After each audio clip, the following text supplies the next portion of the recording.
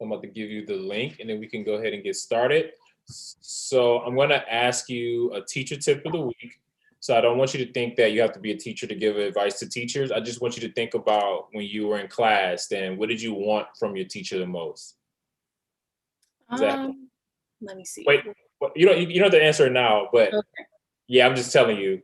I'm gonna ask you what was your best and worst memory as a student, Hmm. okay?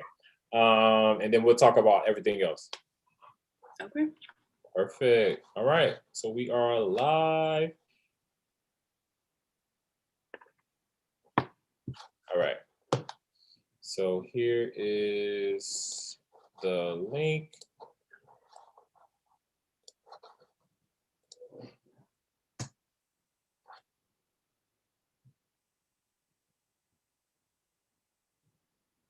All right, I just put the link in the chat.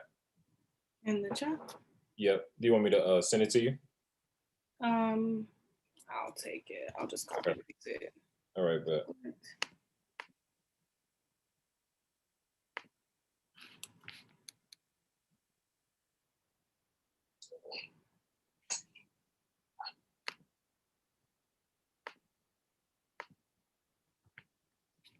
I just put the link in the chat. Okie dokie. In the chat. Yep. Do you want me to send it to you? I'll take it. Yeah, you just okay. There you go.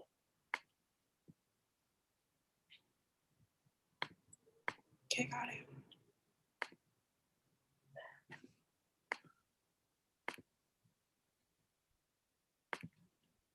Okay. All right.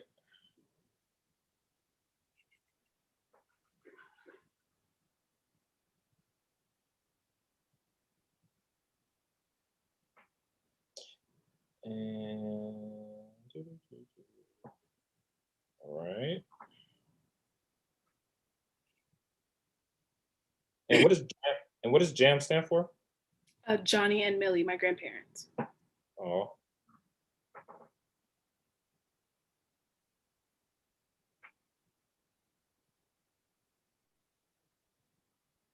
Okay.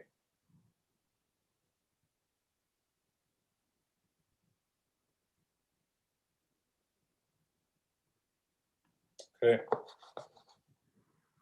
Are you ready, sis? Yes, I'm ready. Let's get it. One sec. Yep. Mm-hmm. Now I'm ready. Welcome to T Simple Podcast. We focus on providing simple solutions in the classroom. I have a 504 sister with us today. I have Miss Kiara Williams. Kiara is a undergraduate student at UT, University of Texas. She is a triple major. She's double majoring. Well, biochemistry is pretty much double major, but it's one major. Yes. She's a biochem major and a business major. I'm a business minor. Business minor. Yes. She is the owner of JM Investments, JAM Investments, where they invest in small businesses, right? And that is super important, especially during these times. We know that almost 50% of Black businesses, which are majority small businesses, lost a lot during the pandemic. And that's why they're trying to provide, just so much stuff. But thank you so much for coming on the podcast. How you doing, Miss Kiara? I'm good. Thank you for having me. I'm so happy to be here. Absolutely, absolutely. And as you can tell, she is a star in the making, or if not already a star. This sister is a certified pharmacy technician. She is someone that I just easily connected with because she's from my city, my the West Bank, right? Yeah. People always talk about, Uptown and the East and all the amazing projects that we heard in those amazing songs. But not too many talk about the West Bank, you know what I'm saying? Nobody knows about that side of New Orleans, but I'm super happy to have you here. I got a Black woman in STEM. What's up? How you doing? I'm good. Yeah, nobody really talks about the West Bank. I talk about the West Bank all the time. I call myself West Bank Key. I rep all the time. I love it. Yeah. The West Bank is super dope because it's is right across the river, right? You know, you got Algiers, you got Gretna. Man, like for me, you know, because I had family that stayed in the city. Like I said, I had family that stayed in Holly Grove, and I was just so blessed to be able to have, you know, have what I had. But my mom will always like take me back where I came from, and I will always go back and forth. And like, just seeing that, I was like getting an education that I would use as an educator, right? You know, so when I'm around, you know, people who were similar to my family in Detroit or in Virginia or in Norfolk, like I'm automatically trying to listen. I'm Yeah. automatically trying to learn. My mother taught me that, you know, even though you know, you might, she never said this, but she was like, you have privilege, Calvin. And when you have that privilege, use it. Share your toys, Calvin. Show, you know, show love to your family, Calvin. You know, just because you know, you're not living like this doesn't mean you better than them, Calvin. You know, and I love my family. You know, every weekend I will always go see my grandma Gloria, see my cousin Shalita, you know, and Katrina took all of that. Oh yeah. Yeah, it did. You know? It definitely did. It took a lot for a lot of people. So I think that those of us who still are connected to the city be grateful, because a lot of people lost everything and never were able to make it back. And so when I look and I see that my grandma still lives there, my great grandma lived there until she passed away, and it makes me proud that of my people, that we were able to rebuild and able to, you know, stick together. And that very next year we had Mardi Gras and we won a Super Bowl. Like, I think that that's resilience in New Orleans people, you know? When you find out that jazz came from New Orleans, like what type of pride do you just carry with yourself? Oh my goodness. I feel like I bleed jazz music. Like, I feel like jazz music just feels like home, and it feels like comfortable. Me and my best friend recently just went to New Orleans because she had never been before. And I took her down Bourbon, and there was a man playing a trumpet. And I was like, you need to listen. Like, this is the sound of the street. This is the energy, the vibe that people talk about, you know? And she just was amazed. And I'm grateful that I was able to share that with her. You know, I feel like we have our own subculture in a sense, and only we know about it. It's like a niche, you know? I mean, New Orleans was a slave port. You know, a Yeah. lot of Black people were held there. You know, you had so many, you know, terms that we can't use now, but Definitely. you know, it's so much culture there. You know, you have Haitian influence there. You have Voodoo influence. You know, it's super rich in culture. I remember when Hurricane Katrina happened, I was just so happy to listen to Lil Wayne's Carter One. And I was moving to Virginia, and I was like, "Yo, y'all need to check out Lil Wayne. Check out Lil Wayne, but y'all don't even know, man. He about to be the next." That's when Go DJ just came out. They were like, "Man, who's this dude?" Da, da, da, da, da, da.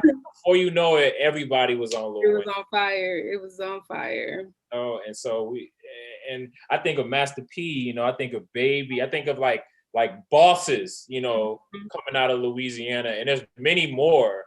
You know, not just in the music industry, but I'm just super happy to just have another 504 sister on the team. You're the first.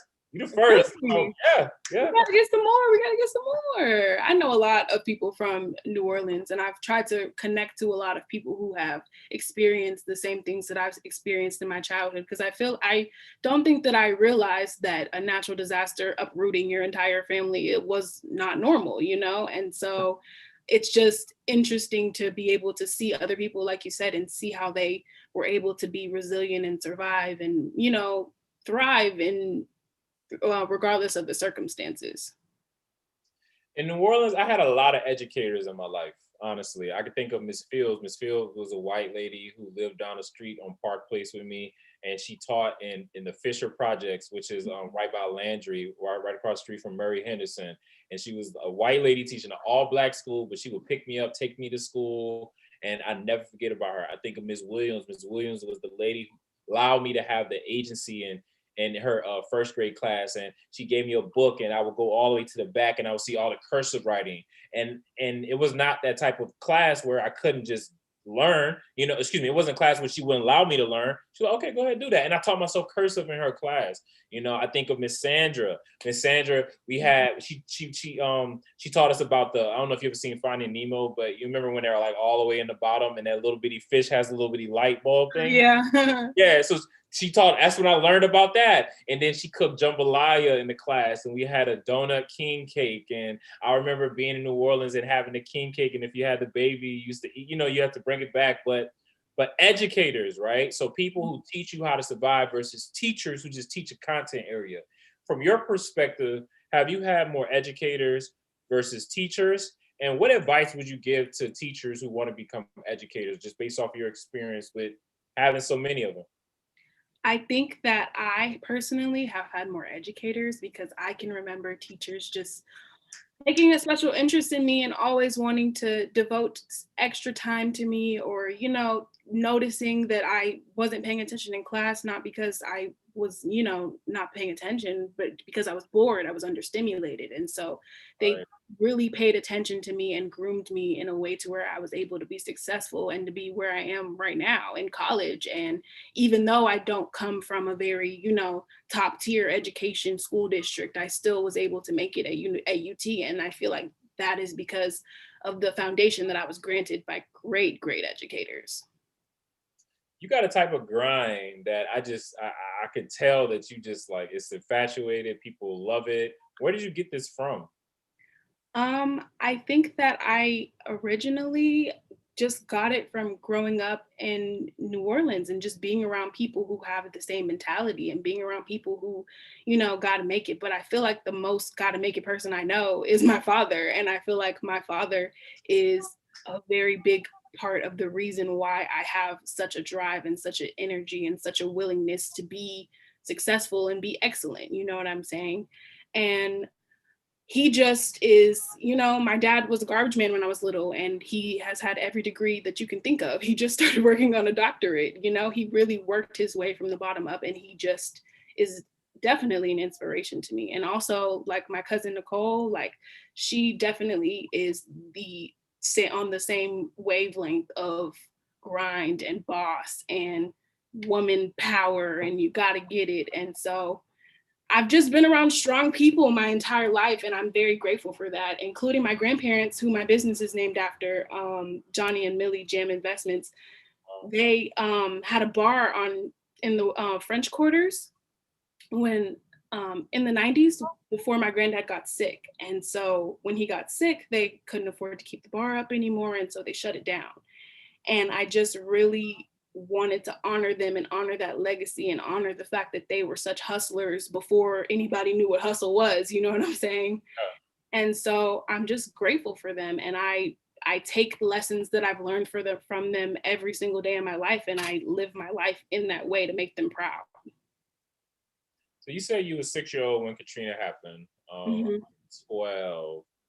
I remember I was getting my hair cut in Detroit, and I was just talking about some issue I had with a student because I'm a teacher, and he was like, "Boy," because when you get your hair cut, it's like a therapy session, so you like asking for advice and stuff, and he was like, "Boy, man, you been through Katrina, man. Ain't nothing you can't go through." And I was like, "Yeah, you're right. You're right."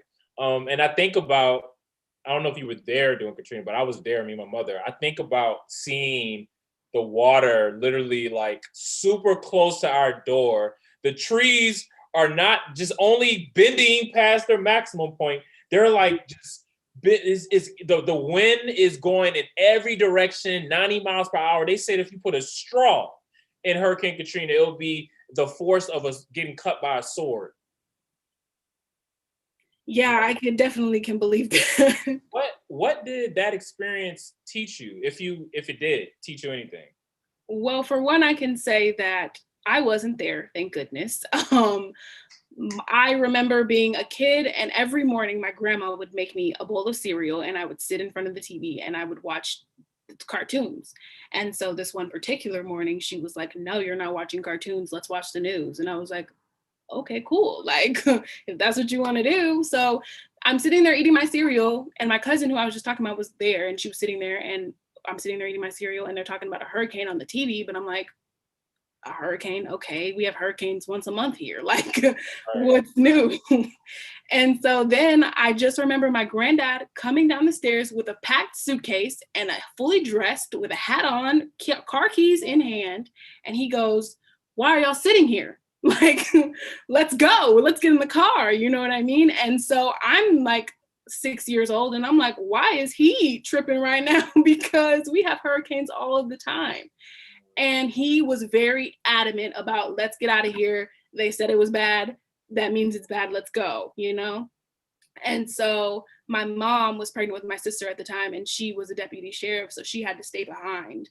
And yeah, and we went to Jacksonville, Florida for, I want to say, like a month maybe, and then we came back to New Orleans to see the house and how the house had been just, I mean, I'm grateful to God that I live on the West Bank and it wasn't that bad, but it was bad. I remember pulling up to my elementary school when I was a child, Woodmere Elementary, right in front of my neighborhood, and the roof was completely ripped off. There was desks in the street, and I just remember sitting on the curb and just sobbing and just being so sad. And my grandma just passed away this year, January 3rd. She she looked at me and she was like, she just was like, "It's gonna be okay." She was like, "You sit here as long as you need to. It's gonna be okay." And I just remember like being so sad and crying. And then we went to the house and the roof was in on the house. And I just was like, well, what now? You know, like as a kid, you don't understand that, like what that means, you know? And I just feel like it turned something on in me that made me want better, if that makes sense. It made me want better for my city, for all of those people who were trapped in the I'm so sorry, who were trapped in the hurricane. And it made me want to do better for myself and for my grandparents who had just lost their biggest investment, which was their home. You know what I mean? I think about the fire trucks coming in and they're like, "Get out." And my mom is just sitting there like, I ain't gonna do it, you know? Yeah. Because we owned a house there and my mother lost, so for example, we've lost family members to hurricanes our entire like lineage. You know, it's just we've had people drown in hurricane. My mama left New Orleans for 10 years, got pregnant, came back, and then she bought a house. She wasn't trying to leave that house. Yeah. And you know me, I was like, "Mom, we gotta go. It's about to be crazy." You know, and she's like, "No, Calvin, we're gonna be all right." I'm like, "No, you don't understand. It's about to." She didn't listen to me. We was there for 2 weeks, man, struggling, man. It was 100-degree weather, no electricity, no toilet. You can't use the bathroom because the toilet's coughed up, right? I didn't realize that until a documentary that I saw later, that the plumbing was out. The plumbing was out. It was 100-degree weather. It was the summer.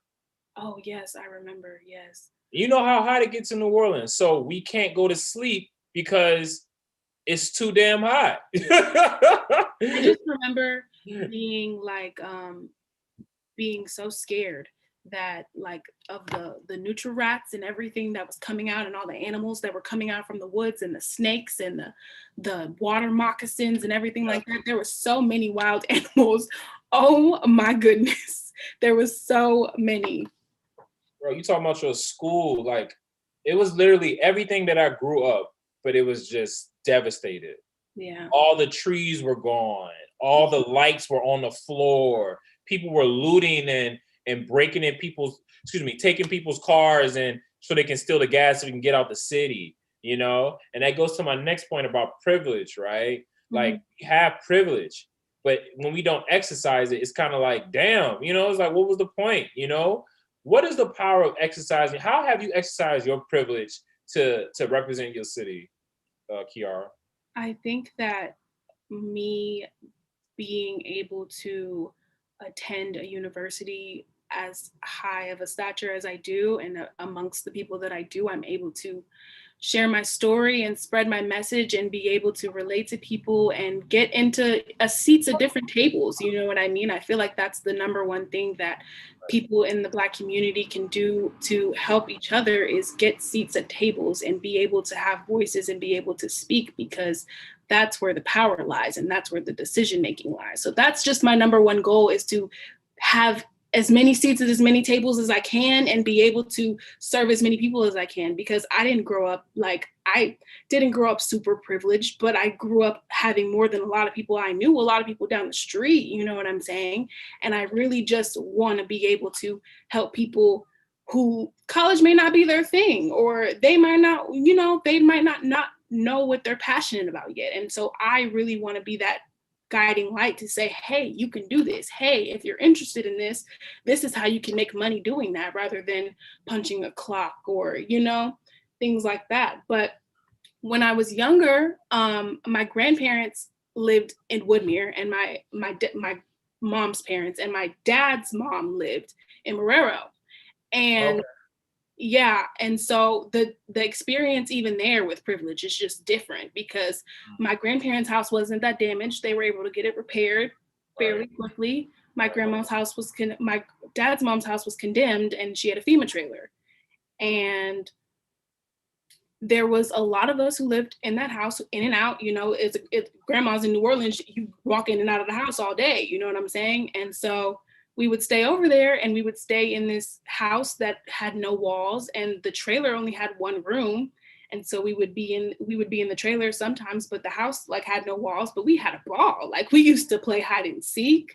We used to play tag, me and my cousins. We had to boil water to take baths after Katrina, because the house didn't work, and the only hot water was in the trailer, and there wasn't that much. And so I just remember that it being such a difference between somebody who lost their whole house rather than somebody who had fixable damage even, you know what I mean? And then my grandparents would take me to the ninth ward, and then you would see complete houses on the ground, people just, their belongings, their photos, their entire lives on the ground, And so I feel like even now I want to be able to bring a lot of things back to New Orleans for as long as I possibly can. I want to be that voice that is hey, this is what you can do. You can get out of here. That you're not stuck here. You know what I mean? And once you get out, come back. You know what I'm saying? Because the city needs you. And I'm super proud of you, man. Kiara, oh man, doing the damn thing. So you're a student, right? So how's it been being a biochemistry student during COVID? Oh my goodness. Well, first and foremost, I had COVID, but I had COVID when it wasn't cool to have COVID, when you had to keep it on the low. And I had went to go see my grandma in New Orleans, and that's how I ended up getting it. And so I was really, really sick. I had a really hard time completing my schoolwork and everything like that. And I just think that I've always been the type of person to I've always said I wanted to go to online school, but I didn't actually know what that meant until I got here. And just finding the sheer motivation to get up and get organized and do my work among senioritis is hard. It's so hard to just get it together every day. Yeah, because you're just sitting there, right? And yeah.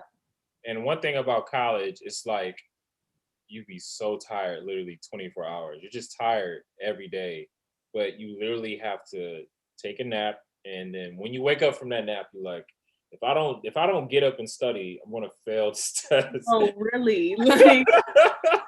If I don't go to the study room right now, I'm gonna fail, and I'm gonna have to pay all this money back. But with COVID. But you see, that's the difference with Corona, is that there's no study rooms. There's no such thing as study rooms. My desk is here. My bed is right there. So if I want to stop studying and go take a nap, that's an option for me now. That wasn't before. And that adds a whole different dynamic to me not wanting to do my work. You know what I mean? I literally have nowhere to go, because it's not like you can sit in a coffee shop or go hang with your friends at there's not very many options of places to study. So I feel like that makes it a little bit more difficult. So you're in your senior year, you said? Yes, I'm in my last semester. Dope. So you're in your senior classes. Yes. You're taking physical chemistry. I don't know. You're probably in your bio lab. I'm taking physical chemistry. I'm taking physics lab right now, so that's why I skipped biochem lab. And then I'm taking marketing, one of my business classes. I really like it. It's pretty cool. It's pretty cool. And then I'm taking, I think that's it. I think that's all I'm taking. Sociology right now also. Okay. Well. I'm curious to know, like, how many L's have you taken this year? So this year, teachers have been able to. We have to take L's. Like we got so many L's. This is falling out our pockets. You know what I'm saying? Like, so how many losses have you just taken this year? And you just like, yo, all right, it is what it is. You know. In college, you definitely learn to take your L and go have a sandwich and just take a Hey, what nap. type of sandwich? You gotta tell me what's on the sandwich.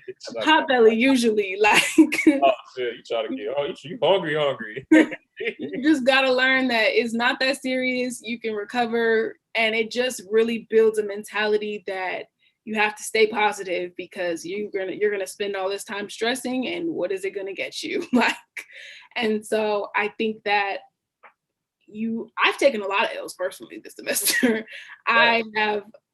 I missed a molecule on my homework and it was N2 instead of N. So I put the wrong weight and I got a 70 on my homework instead of 100. Like it was crazy. Just Man. homework and school online has caused me to take more L's than I really should have. But I think this year you got to give yourself grace, right? Because you're doing something that no one's ever done. You know, you are a sister from New Orleans, majoring in biochemistry and business during a pandemic. There's no one that with those four things. Come on, what you think? I think that I try, and I think that I really really try. I have siblings, like I have two brothers and a sister, and I have god sisters, and I have cousins that look up to me, and I really just want to be that example for them, and I want to show them that this is how you can be a woman and a boss and a creator and a visionary and everything of the above that you want to be. You know what I mean? And I feel like that's what keeps me going every day. So there's only 1% of black people in physics. So generally, physics is like the hardest. And I'm not saying this because I'm trying to jokes or whatever, but it's very very hard, right? But then all the other majors, right? They're just as hard, but the I'm sure the diversity probably gets a little bit better. So talk about a positive experience being a black student in STEM, and talk about a negative experience of being a black student in STEM. And I say the black student in STEM because that is, again, that's a minority. That's something that you don't hear a lot. And Mhm. it's when you hear it, you see someone doing that, you want to give them love because you already know they're going through it. So talk about it. I definitely am going through it. No, I'm just kidding. It's not that kind of bad. I think that being a black woman in STEM is definitely more negative than it is positive as far as like the way people view you, and people automatically view you as, oh, eventually they're going to weed you out. Eventually Clear. your voice isn't going to matter. And so a negative experience that I've definitely had is when I try to speak, or when I'm speaking in class, or if I'm making a point, or if I have a partner and I tell the partner this is what we're supposed to be doing, or this is the equation, or just whatever. If I speak, or if I have a stance on something, it's questioned, and it's taken to the authorities, and it's called the TA or the professor, or she must not know what she's talking about, or there's just no way. And I think that the whole two-step verification process is solely because I'm a woman and solely because I'm Black. Because I see my counterparts who are also have the same views that I have, or if I say something and someone may say it a little louder, they're seen as right, or they're seen as correct, or geniuses. You know what I mean? So I'm assuming that. So if you talk about demographics, what's the percentage for like a class? I usually am, if not the only Black person, the only Black woman. And if there's not just me, there's one other Black woman, and African American women, and not international students, I usually am the only one. And it was disheartening at first. I'm not gonna lie. When you look around and no one is like you and no one, really wants to help you and no one is trying to form allies to get this over with together, it's disheartening because you feel alone and you feel like you have to work twice as hard because not only am I going through this, I have no help and I also have to work full time and everything like that. And so it gets to be a lot, but I think that I've built tough skin and I've built a confidence in myself. And it's also shown me that when I'm in spaces where I'm not heard, I can still stand on what I said and I can still be concise and be a leader without being known as bossy or being known as aggressive or being known as just, oh, don't worry about her. And I love that about myself now. It's brought me a newfound confidence and I feel like that's the positive end of it. I love it. I love it. What advice would you give to people who are going through a similar situation like yours? I definitely would give you the advice to keep going and don't feel like you are alone and use as many resources as possible because when I was a freshman, I was in a class of probably about 12 kids and I was the only Black kid in there. And we were having the discussion, should kids who have to work get extra time on their assignments?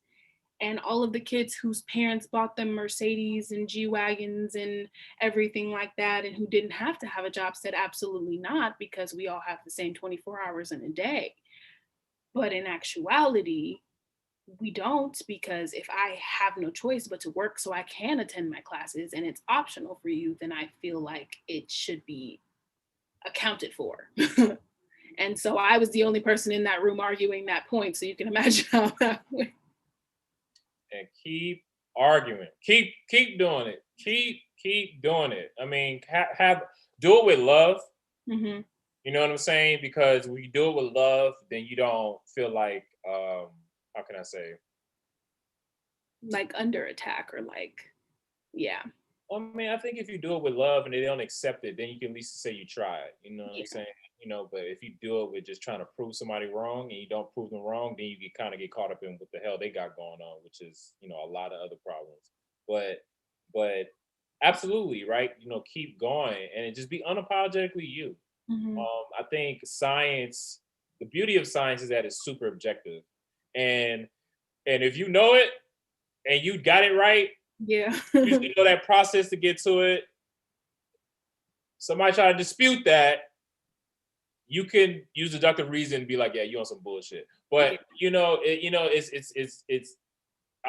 love it because you say you have the confidence. So yes, please, when you're doing that, when you're doing those presentations, when you're producing your research, just like come in there all Black, have it everything, like come in there just like representing because what you're doing is revolutionary. I don't like using the word revolutionary sometimes because I'm not trying to go back to the way it was. You understand what I mean? Yeah.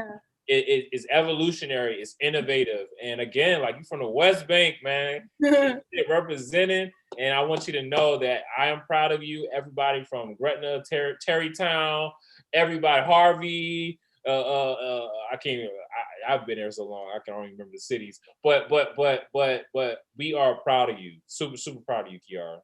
Thank you. I really appreciate it. I try. I'm really trying. No, you are. And I'm gonna say all you have to do is be great. But I'm sure there's so many people that are still doing what you're doing, but they don't have that confidence that you have. They don't have that support system that you might have. And they need to probably hear your voice just so they can get through the next day, man. Yeah, I think that when I was younger and when I went to the Ninth Ward for the first time after Katrina, I think that was the first time I had ever seen a dead body in my entire life. And I think, yes, I saw a leg coming out of some trees. And when I was driving by, I was 6 years old, I'll never forget. And I think from that moment on, I really realized that I am living a lot differently than I should be right now, And so I think that people see that and, that might affect them and they may not feel like, oh, I can do more than this because of this is my circumstances or this is where I come from. Right. But I just want to let everybody know that you can. And with the right guidance and with the right attitude, you can make it out of any situation. very briefly, talk about how you got into biochemistry, because we talked about it again. Like, where did you start, and then what was the next job? What was the next job? What was the next job? Good. I've had a lot of jobs, but I started off wanting to be an attorney. I've always wanted to be an attorney. I love crime shows. I love Snapped. I love Forensic Files. I love it all. I just love the idea of debate. I just love it. There's still something that I really love about it. But when I got to high school, I went to a magnet school that was for kids who wanted to be pre-law. And I had a couple of teachers that I just really just didn't mesh with. And I think that I got discouraged because I used to like try out for mock trial and I wanted to be first chair and I never got first chair. And so I had a chemistry teacher. Her name is Mrs. Pride. She is the greatest. I used to go into chemistry class and she has dreads and she's a scientist and she's a Black woman. And I just thought that she was amazing. Like I just was awestruck. And so she always took a very special interest in me, even though I was like a B student in her class. Like it's not like I made crazy grades or anything like that. And so I just, she just always wanted me to be in science. And she would always try to convince me to be a STEM major. And she would always just want to see me win in science. And so when I started getting discouraged in law, I would go talk to her and I would go after class, she would always just let me come in her room. And then one day I was talking to her and she just was like, you know, you're very good at chemistry. And she said, you're not perfect, but you have an interest in it. And she said, and that's enough. She was like, we need Black women in STEM. And she said, I could see you being very successful. She said, you need to major in STEM. And so I just took a shot in the dark and kind of listened to what she said, you know, and I was like, well, we're going to do it. Like, yeah. And I came to school. I kind of had no idea what biochemistry was, but I was like, we're just going to roll with it. And here I am. I'm walking the stage in May.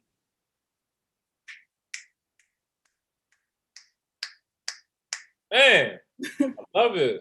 Absolutely. Absolutely. And it's that simple. Right? That's why we need to be at the table. That's why we need representation, because that small catalyst, when you saw her dreads or you loved her diva personality, she sounded like she never told a lie. She sounded like she would be like, yeah, never. Okay, you got to be, but you know, a lot of students at my school thought she was like harsh, and I just loved her because she was so honest. Like I was like, yes, right. I need more of that. Teachers, man, because she probably been through it. And she probably recognized that I can't be like this in order for me to have my sanity and still do all these things that they want me to do. You know, I'm a Black woman, I'm in STEM minority, you know, I'm in this white male dominant society that looks like a dry paint every day, you know what I'm saying? I gotta add some color to this. When they do these presentations, they sound whack as a mug. When I talk, they looking at me to entertain, but I'm just trying to get some energy in this damn room because it's so boring, you know? And I'm sure she probably just was like, sister, I see something in you because I probably see me in you. Mm-hmm. Yeah. She, I just always admired her, and I definitely admired her organization and the way that she taught. It was so like structured, and that's just the way my brain works. Like I love a good structure. So when she would teach me, I just loved the way that she taught me, and it translated very easily. You know what I mean? Yeah, were you the only Black kid in that class, or was it like a mix? It was mixed. I went to a pretty mixed school district, but she was one of the few Black teachers that I've had in my life. And that's another thing about New Orleans too. New Orleans is very diverse. Like you have so many like, people in New Orleans. You have a huge Vietnamese population. Mm-hmm. Just recently after Hurricane Katrina, I don't know, there's a lot of big Middle Eastern population. Like brothers, like I didn't even know what that was. Before Katrina, I was like, what is this stuff? Like, you know, like all like the corner stores that sell like the chicken and stuff. Mm-hmm. What is this? You know, but that's another story. So entrepreneurship, right? You know, mm-hmm. owning. Why is that important to you? Why is ownership important to you? Ownership is very important to me because when I was little, I spent so much time with my grandparents in New Orleans at their house in Woodmere. On Burntwood, like just I was there every day, morning and night, and I just admired them so much, and I admired their marriage, and I admired the the way that they lived their lives, and I thought that it was very great. And so whenever my grandparents would speak and would say anything to me, I took it like it was the Bible talking to me. And so what they would always tell me is, get an education. No one can take that from you.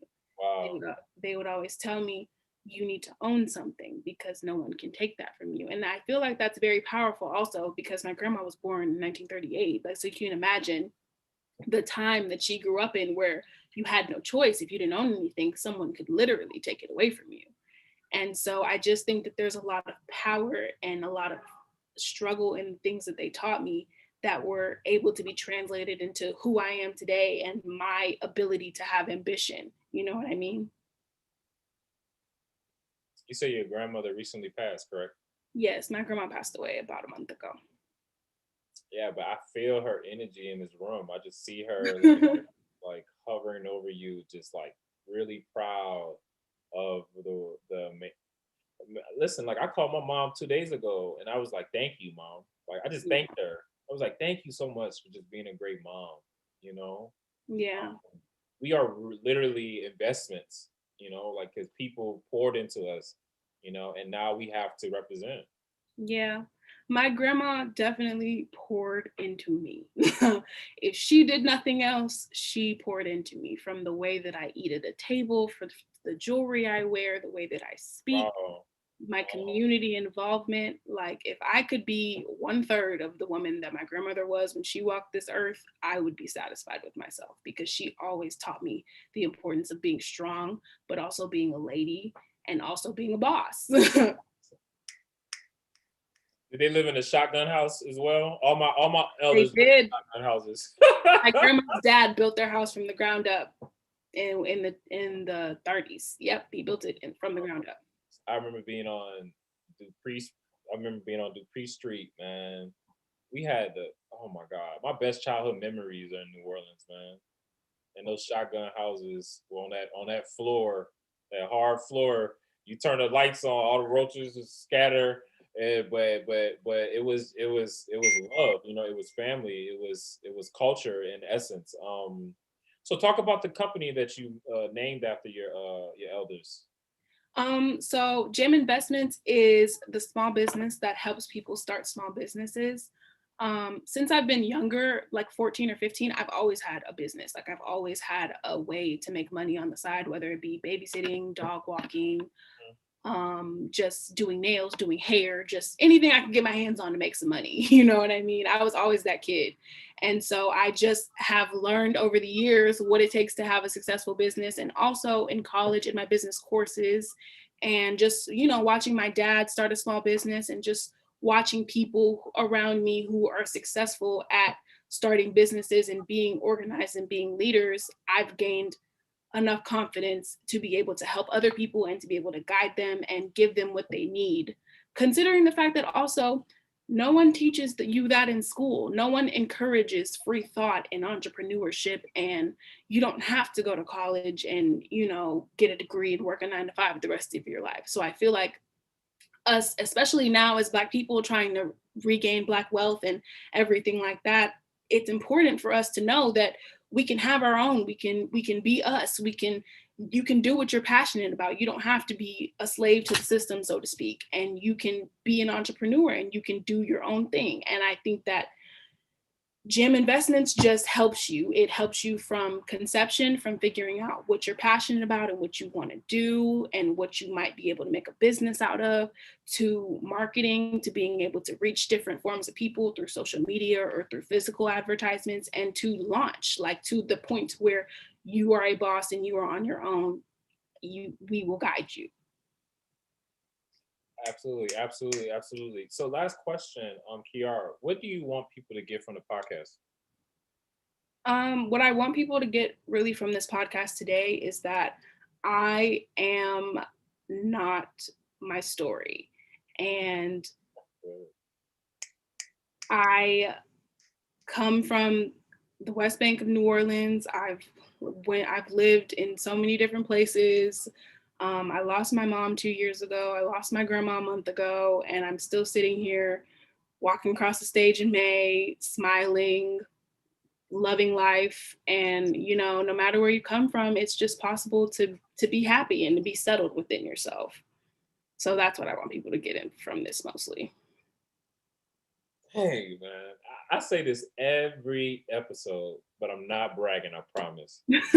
I have a talent for picking the right guest for this podcast. I promise you. And all I gotta do is just look at you. I'm like, okay, yeah, she'll be perfect. Thank you for what you just said. You are not your story. Just again, like what happens when we teach that effectively to kids, right? What happens? I think we teach them that there is no walls and the sky is not the limit. You can go as far as you tell yourself you can go, and you can go as far as your brain and your imagination and your vision allows you to go, and mostly and importantly, as far as your determination and your hard work will allow you to go.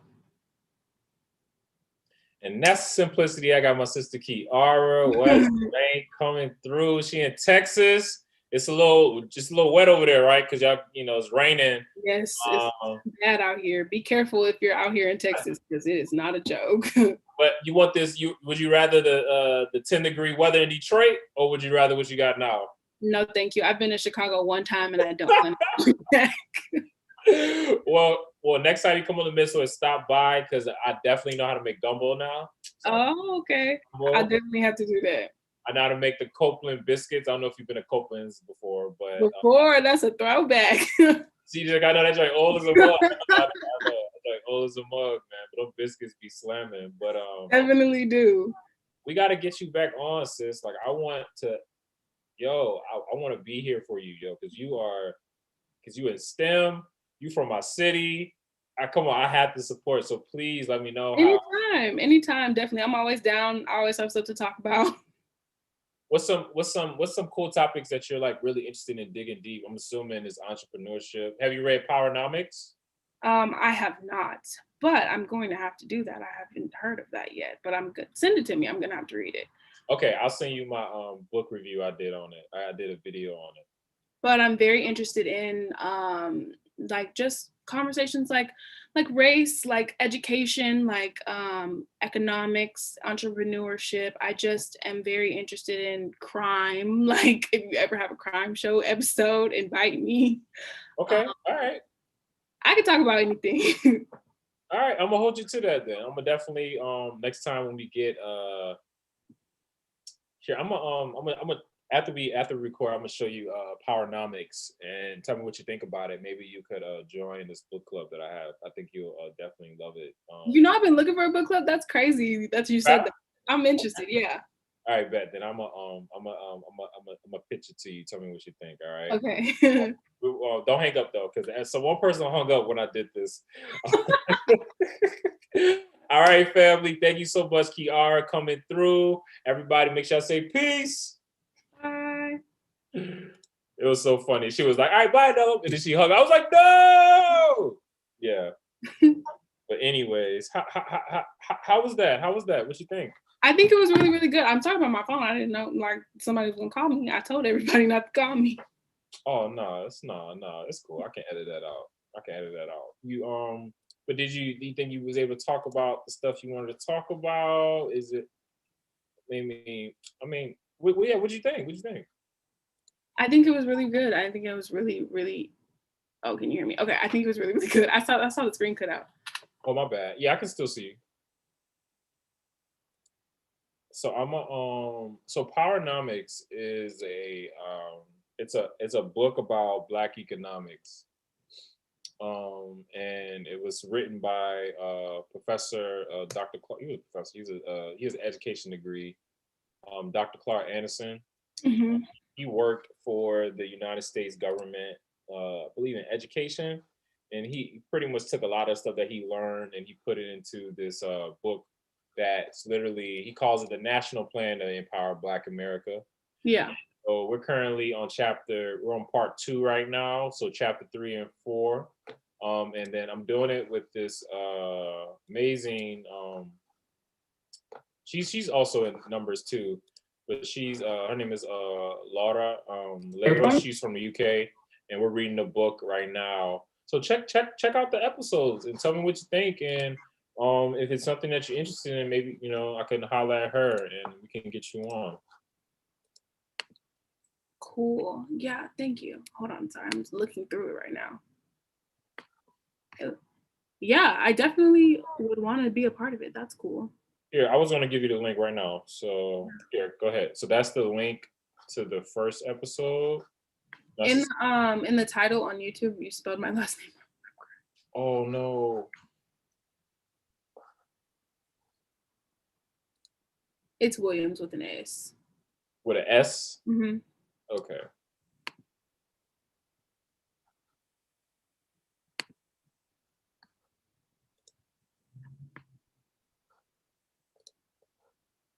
So this is just like the unofficial version. I'm gonna put out the so it probably will come out like in late March or so.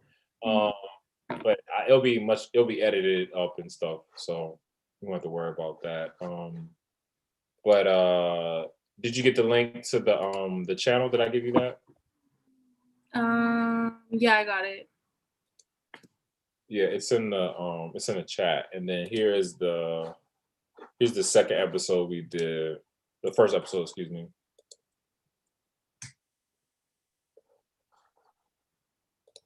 Yeah, so take a look, take a listen, tell me what you think, and love to have you on. I really appreciate it.